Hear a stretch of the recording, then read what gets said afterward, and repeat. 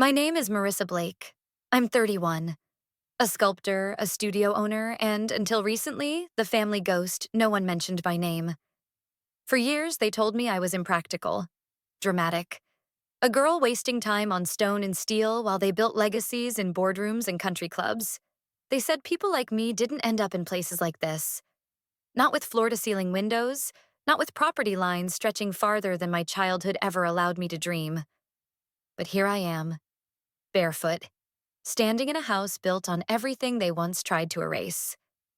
Every inch of this place carries the weight of something they overlooked.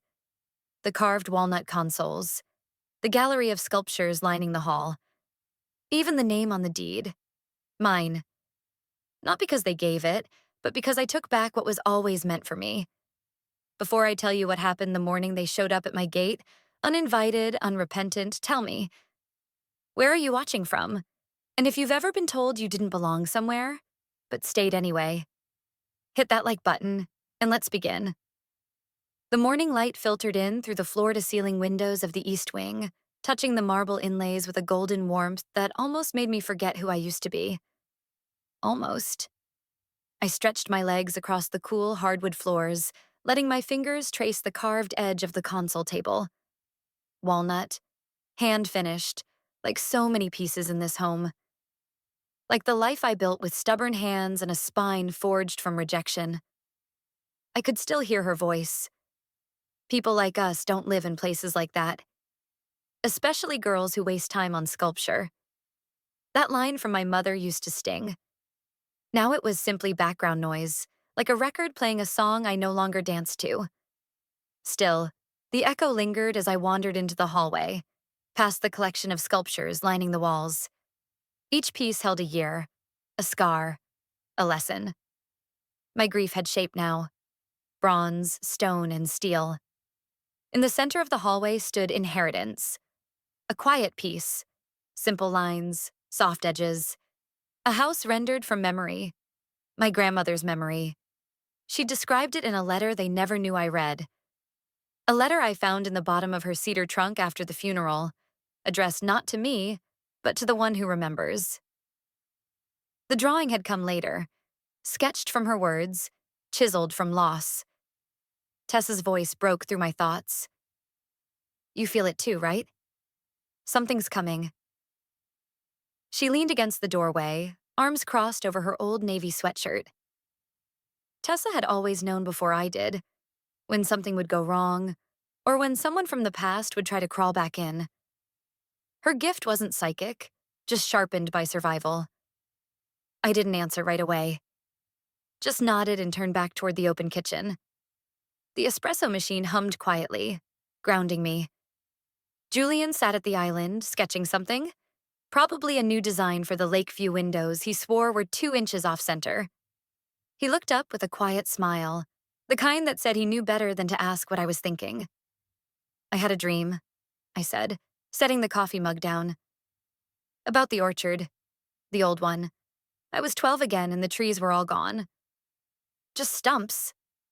Julian tilted his head. Do you think it means something? Tessa answered before I could. It means they're on their way. I frowned, half laughing. They? Who? Ghosts? She walked over, her steps unhurried. Number worse. The living kind. I didn't want to believe her, but I'd known Tessa long enough to know better than to dismiss her intuition. Still, the morning had been so peaceful. Too peaceful. The kind of silence that happens right before the wind turns. I wandered into the study where the safe was tucked behind a false panel. My fingers hovered over the keypad. I hadn't opened it in years. Inside were files, letters, receipts, recordings. Things they thought were lost. Things I never forgot. I didn't open the safe. Not yet. But I glanced at the painting again. Inheritance. And suddenly the air felt heavier. The chime echoed through the hall. Not the doorbell. The security alert from the front gate. Julian was already looking at the panel by the time I joined him. His eyes flicked to mine, sharp with recognition. You're not going to like this, he murmured. The screen showed 3 figures at the wrought iron gate. Caroline, Janet, Lucas. My hand didn't shake as I reached for the panel. My breath didn't hitch. I just stood there, watching the people who once stripped me of my name, my history, and tried to rewrite me out of everything. Now standing at the edge of a property they didn't know belonged to me. I didn't say a word. I took one long sip of my coffee, letting the warmth soak into my chest. Then I placed the mug on the counter with a soft click, the kind that carries weight. I put down my coffee, not in a hurry. Then I pressed the gate open. Let them come, I say to myself. They walked in like they still owned the narrative. I let them. For one more page. The glass doors whispered shut behind them, sealing the living room like a gallery after hours. Polished wood floors, skylight spilling sunlight over sculpted angles, and the faint scent of lavender from the diffuser Tessa always reset before guests. It was beautiful, deliberately so. Every detail crafted, every silence placed like punctuation. But none of that could soften the edge in the air. Not really.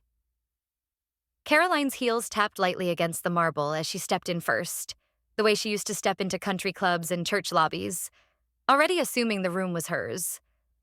"Oh, this place is unexpected," she breathed, pausing near the curved chaise lounge by the window. Janet trailed behind her, smiling too wide. "You weren't kidding about it being modern, Caroline. So bright." Her gaze darted from the glass sculptures to the open beam ceilings, trying to process it all fast enough to stay in control. Lucas brought up the rear, hands shoved deep in the pockets of his navy slacks. He lingered in the archway, uncertain, like he'd walked into the wrong house and wasn't sure if he was allowed to admit it. I stayed by the stairs, arms relaxed at my sides. "I live here," I said simply. The words hung in the air, unadorned, leaving no room for interpretation. Caroline tilted her head. "I didn't catch your name," she said, her voice carefully warm, like butter left too long in the sun. I didn't offer it.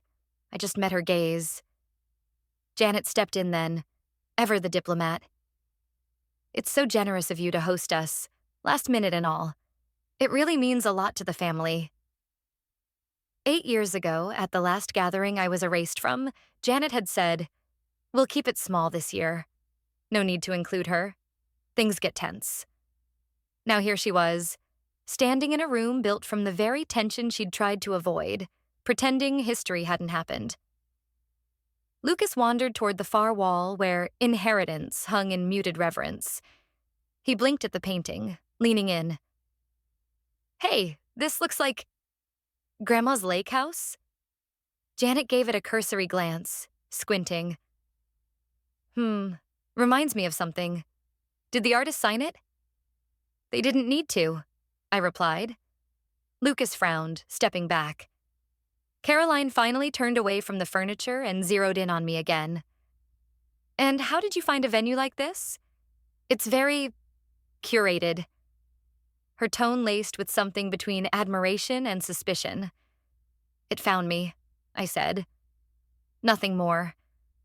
I let that hang, then started up the stairs without another word. My dress swept behind me like a curtain falling on a scene gone too long. From the landing, I looked back just long enough to see Caroline's brow crease, Janet shift uncomfortably, and Lucas glance back at the painting again, like something in it had begun to speak to him. Upstairs, I leaned against the railing just out of sight and waited for my phone to buzz. It did. Tessa. Stage set. Curtain lifts tonight. They came for a reunion. I gave them a reckoning. The dining room glowed like a stage set under amber light. 12 high-backed chairs framed the lacquered table, and plates gleamed under the weight of cutlery placed just so. The black and white art lining the walls, portraits of silence, symmetry, stillness, watched us without blinking.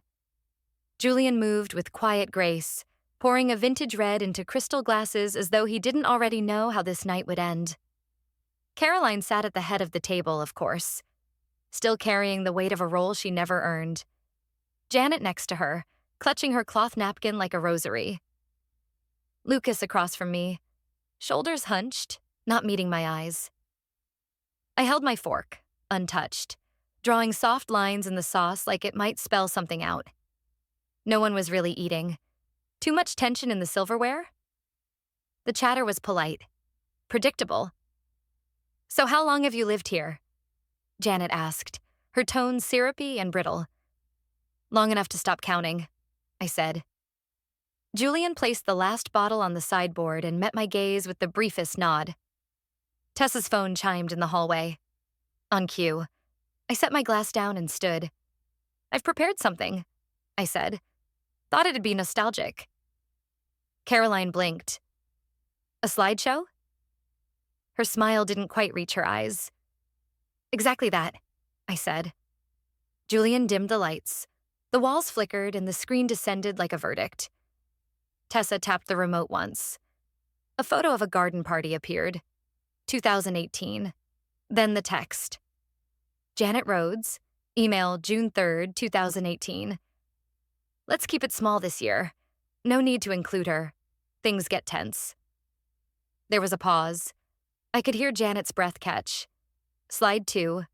Caroline Blake, chat, April 12th, 2020. She'll ruin the vibe. Always has. Janet's napkin hit the table. "Wait, where did you get that?" "You emailed it. Replied all," I said, not turning from the screen. Slide 3. A low-quality audio clip played. Caroline's voice, unmistakably hers, tinged with condescension. "She's not part of the legacy. I don't care what the will says. Lakeview doesn't belong to strays." Silence. Only the clink of a glass trembling in Lucas's hand. Janet sputtered, "This isn't fair." "Fair?" I turned toward her slowly. "You had a decade." No one moved. No one breathed. Tessa advanced the final slide. A scanned photo of a handwritten document filled the screen. Last will and testament, Eleanor M. Blake. Beneficiary, Marissa Ann Blake. Below it, the property deed, Lakeview Holdings. Owner of record, Marissa A. Blake. Caroline stood halfway, lips parted. "That can't be..." Lucas, barely a whisper. "So, the will was real, and we all signed it away." I looked at him, really looked at him for the first time that night. Tessa stepped from the shadows near the projector and raised her phone. "Smile for the camera," she said coldly. "It's still rolling." They wanted to move on, to bury the decade like it never existed. I handed them a shovel, and the unmarked grave they left me in. The library was darker than usual, not in light, but in tone. Even with the crystal lamps casting golden puddles onto the velvet rug, the air felt damp with something older than dust. Unfinished business. Along the far wall, the shelves stood like silent witnesses, lined with hardcovers no one had touched in years. The fireplace crackled but gave no warmth. I unlocked the panel near the mahogany bookcase. Smooth rotation. Click! The safe slid open like it had been waiting all along. Caroline stood behind me, arms folded, her face carved into a kind of rage only those who feel cornered can summon. Janet hovered near the armchair, her nervous energy vibrating with every breath. Lucas remained by the window, looking out but no longer pretending not to listen. I pulled out the items carefully. A leather folder, worn and edged with time. A sealed envelope with my name in a curling script. And a voice recorder, clunky, old, but intact. "These," I said, laying them on the table one by one, "belong to someone none of you have talked about in years. My grandmother didn't just leave a house. She left the truth." Caroline scoffed. "You manipulated her. Took advantage of her while she was declining." "She wasn't declining," I said. My fingers didn't shake as I opened the envelope. "She was deciding, and she chose clarity." I unfolded the letter slowly, turning it toward them. The handwriting was unmistakably Eleanor's. Bold, deliberate. "Marissa, if they read this and pretend it isn't real, remember this. I raised you to carve stone because truth is the hardest thing to shape. And if you must shape it loud." I let the silence sit for a breath. then clicked play on the recorder. Her voice came through, crackled but resolute. Marissa is the only one who saw me when I was invisible to the rest. She is the one I trust. This house is hers. They'll fight it, I know, but truth doesn't need permission. Janet's voice cracked. She was confused. I turned. She was clear. You were just uncomfortable. Caroline stepped forward, trembling with fury. You think showing us old papers and voicemail clips will change the fact that— What fact? I asked. That you didn't want me there? That you told your lawyer to adjust the will without my knowledge? She paled. Lucas finally turned around, voice low. I remember the edit. I was told it was just a clarification. Aunt Janet said it was routine. Janet's face turned blotchy. You were young. You didn't need to worry. You made me sign something I didn't understand, Lucas said, his voice steadier now. And you told me not to mention it.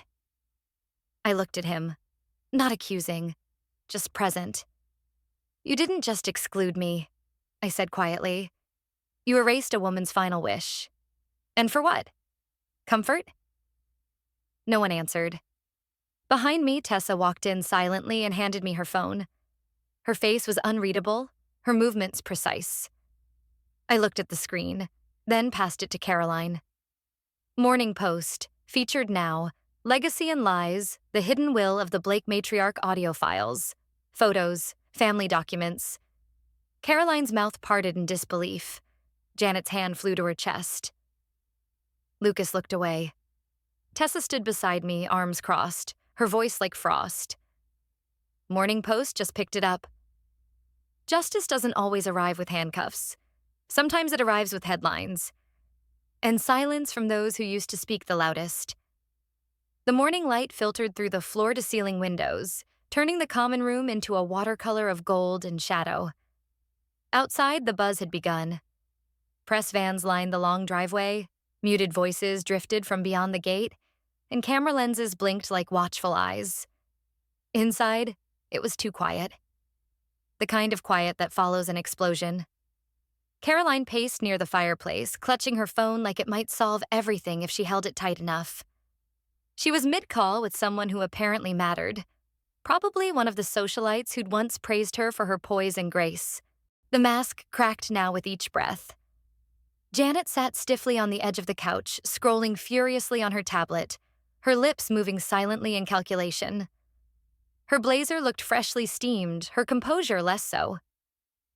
Tessa, ever unbothered, lounged on the armrest, newspaper in hand.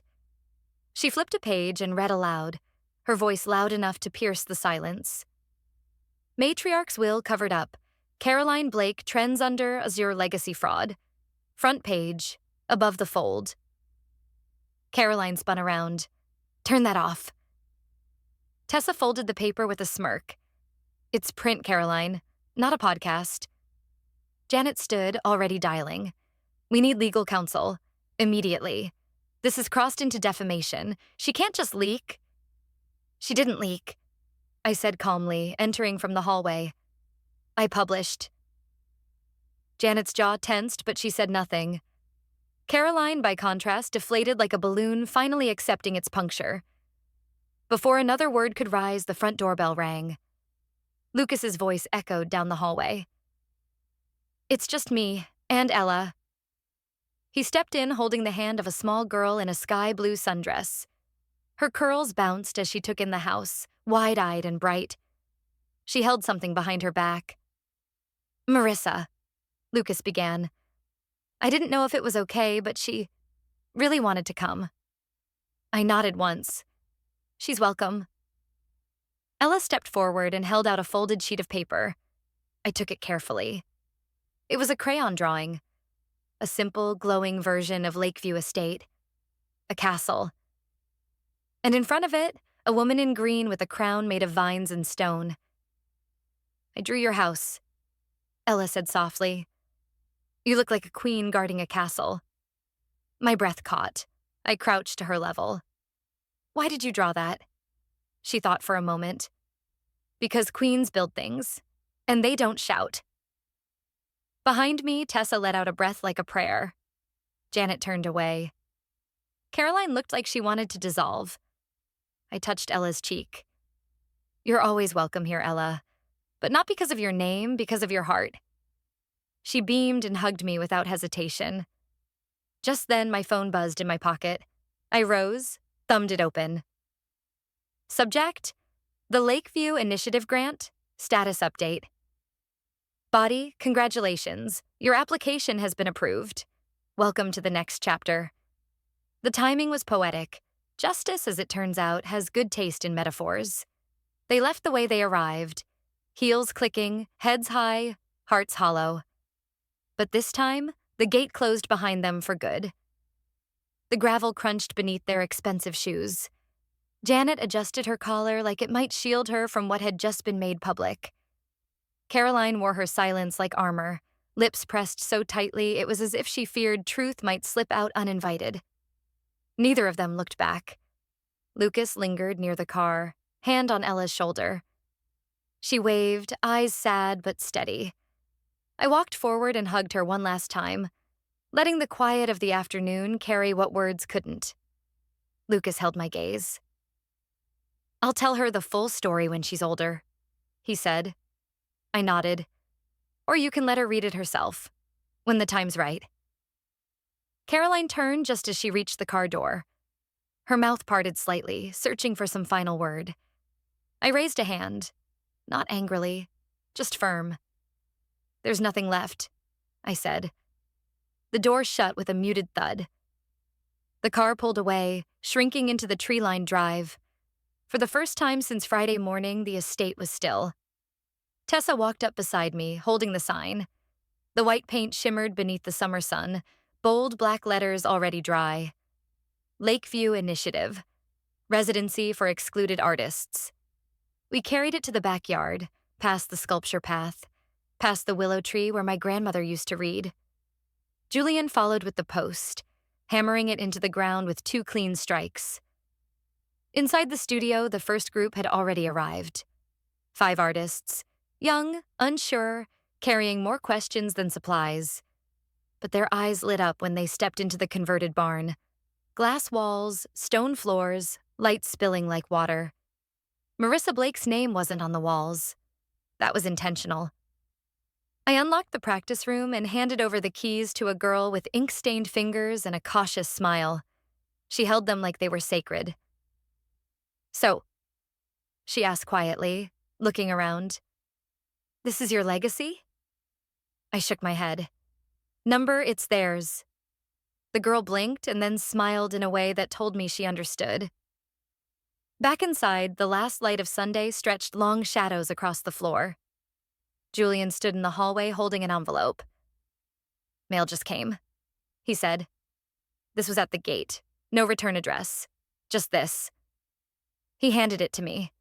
From Grandma. Open when you stop asking why. I stared at it, then placed it, unopened, on the mantel beside Inheritance. There was nothing left to ask, and everything still left to build. I stood alone in the backyard long after the last car disappeared beyond the gate. The sign, Lakeview Initiative, Residency for Excluded Artists, caught the late sun and shimmered like a silent promise. No applause, no grand finale. Just breathe. Stillness. And the quiet, certain knowledge that they would never walk through those gates again. It didn't feel like victory the way I used to imagine it when I was 22, trembling in a one-room apartment with eviction notices under my pillow and clay dust on my hands. Back then, I pictured fireworks, revenge that tasted like fire and sounded like thunder. But this was different. There was no fire, only a long, cleansing wind. The past few days had pressed against my ribs like stones. Every glance, every word, every memory unearthed had weight. And yet, strangely, I didn't feel crushed. I felt emptied, as if the ghosts had finally grown tired of haunting me. I didn't expect them to apologize. People like Caroline and Janet don't offer apologies. They offer denial dressed in pearls. And Lucas? He didn't say much. But sometimes silence isn't absence. It's surrender. He saw the truth and chose not to run from it. Ella's drawing sat beside the sign, tucked under a rock to keep the breeze from stealing it. I picked it up again, smoothing out the edges. A crooked castle. A tall woman with a crown made of flowers. A door open just enough to suggest welcome. Not bloodlines, not inheritance, just welcome. That was what I wanted to build now. Not revenge, not closure, but a door that stayed open for those who had been told their voices were too soft, their dreams too impractical, their art too messy. For girls like me. And like her. Inside, Julian had placed the envelope from my grandmother on the mantel. I hadn't touched it. I knew what it would say. She had already told me everything I needed to hear. In every story she whispered when the power went out. In every call she snuck in when no one else was listening. In the house she left behind, not in marble, but in memory. Tessa passed me a cup of chamomile tea. "You did it," she said simply.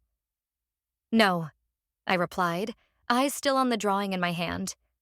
"We undid it." She smiled, and for the first time in years, it didn't feel like armor between us and the world. It felt like home. Later that night, I sat by the window where the willow tree swayed gently, its branches trailing the ground like fingers blessing the soil. The studio lights were still on. Inside, one of the new residents was sculpting, music low in the background. I watched them work with a kind of reverence I didn't realize I still had. Maybe I had been wrong to chase legacy the way they did. Maybe the truest form of legacy wasn't the one etched in marble or hidden behind legal clauses. It was what echoed when you gave someone else a chance to be seen. And maybe, just maybe, justice didn't need to scream. Sometimes it just needed to outlast the lies. Justice didn't arrive in courtrooms or come with apologies. It arrived in silence, in clarity, in the refusal to be erased. When truth is buried, it doesn't die. It waits.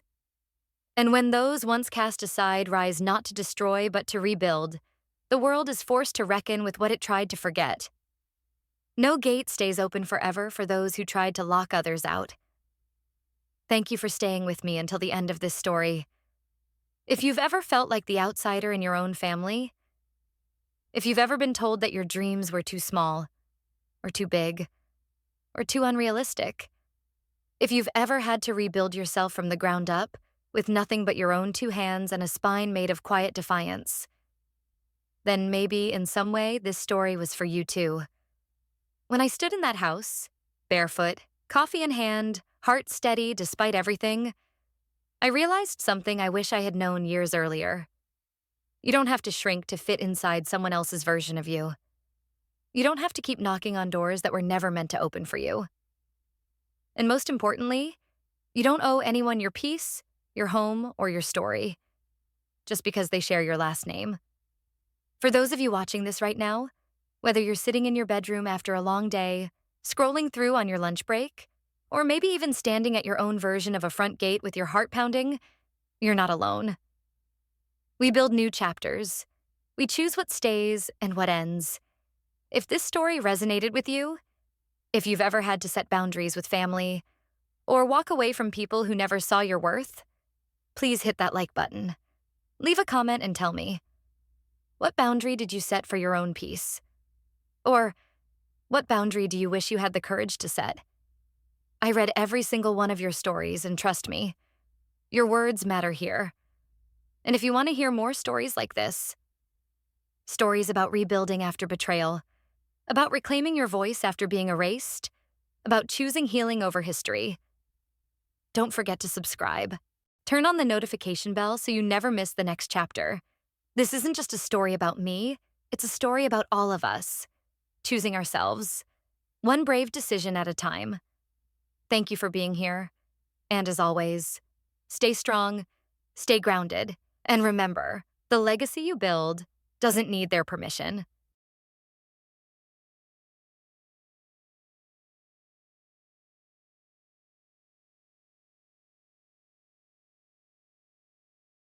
My name is Lauren Green. I'm 32. And the day I found out my husband Eric had been hiding a $100,000 bonus, I wasn't snooping. I was sorting tax papers. It was one of those oddly productive Sundays. Laundry folded, pantry reorganized, coffee still warm on my desk. We used to pride ourselves on being transparent with money. That was Eric's favorite phrase. Color-coded spreadsheets, quarterly check-ins, or so I thought. The envelope wasn't even hidden, just quietly wedged between our fidelity statements and a flyer for gutter cleaning. Therabis Pharmaceuticals, executive bonus statement, dated January 15th, 2024. I froze. And when I opened it, there it was. 6 figures, network no mention, no conversation, no deposit, just a piece of paper daring me to blink. But I didn't blink. I opened our joint account, then our savings, then PayPal, Venmo. Nothing. It wasn't the money that gutted me. It was the silence, the choice, the string of decisions he made, without me. And that's when the thought landed. If Eric could make big financial decisions behind my back, then so could I. By the time he realized what I'd done, a $480,000 mortgage, under his name with my down payment, was already waiting for him at his office desk. At exactly 10:03 a.m., right before his investor pitch. Stick around, because this isn't a story about divorce. It's a story about paperwork, boundaries, and a man who finally learned what it feels like to lose control. By the way, where are you watching from? Drop it in the comments, while I tell you how one bonus check turned our entire marriage upside down.